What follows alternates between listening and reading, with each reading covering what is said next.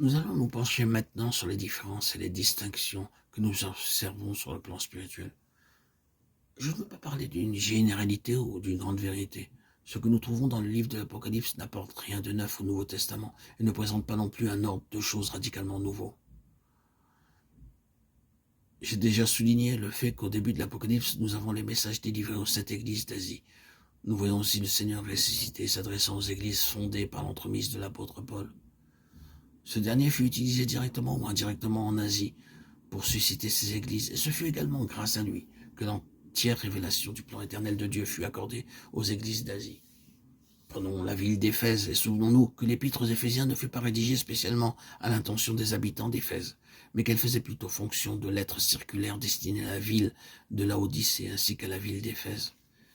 Cette révélation complète du plan éternel de Dieu fut accordée à ces églises que le Seigneur ressuscité revisite par la suite afin de les amener au jugement. La victoire est intimement liée au plan éternel de Dieu. Le Seigneur ressuscité revisite par la suite afin de les amener au jugement. Et pour quelle raison? Le Seigneur se trouve au milieu de ces églises symbolisées par les 7 chandeliers d'or. Quel but poursuit-il? Il va tout simplement reprendre ces églises sur la base de la pleine révélation du plan éternel qui leur a été confié. Bien des choses ne sont pas conformes au dessein du Seigneur. Quoi qu'il fasse l'éloge de tout ce qui est bien, il doit condamner tout ce qui ne va pas. Il relève donc les points positifs, ce qui ne l'empêche pas, en fait, de dire « mais cela ne correspond pas à tout ce que je vous ai révélé, à tout ce que je vous ai montré. Je vous ai donné de voir mes conseils éternels dans toute leur plénitude. Lisez donc les épîtres qui sont entre vos mains. Maintenant, c'est l'heure du jugement. Voilà, c'en est ainsi.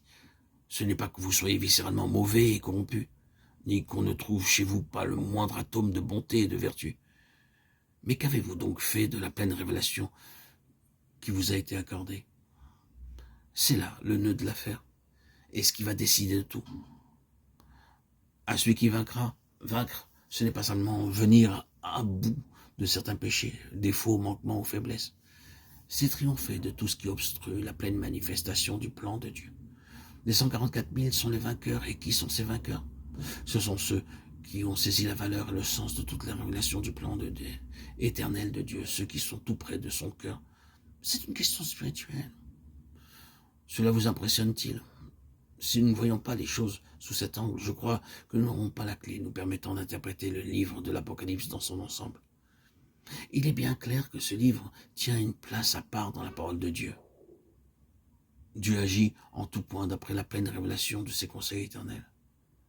Une fois que nous avons compris cela, nous sommes prêts à aborder le point central de ce livre, le bouquet final, les noces de l'agneau. C'est en quelque sorte l'apothéose. Et j'entendis comme la voix d'une foule nombreuse, comme un bruit de grosses eaux et comme un bruit de forts coups de tonnerre, disant « Alléluia !» Car le Seigneur notre Dieu Tout-Puissant est entré dans son règne. Réjouissons-nous, soyons dans l'allégresse et donnons-lui gloire. Car les noces de l'agneau sont venues, son épouse s'est préparée. Les noces de l'agneau constituent le point culminant au-delà duquel il n'est plus possible d'aller. Le but de Dieu est pleinement atteint dans les noces de l'agneau. Dans la pensée céleste de Dieu, le mariage est une question d'identité. Il existe une telle unité de cœur et d'esprit, une telle osmose que les deux ne font plus qu'un. Ce mystère est grand. Je dis cela par rapport à Christ et à l'Église, Éphésiens 5, 32. C'est l'union totale avec l'agneau. L'Église lui est parfaitement identique. Elle est semblable à lui, elle lui ressemble en tout point. Lorsque ce but sera atteint, un suprême Alléluia retentira dans les cieux. Car le Seigneur obtiendra la satisfaction pour laquelle il a toujours œuvré.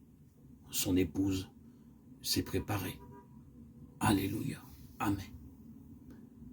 Gloire à Dieu au plus haut des cieux et paix sur la terre aux hommes qu'il aime. À toi, Seigneur, tout honneur, toute gloire pour les siècles des siècles.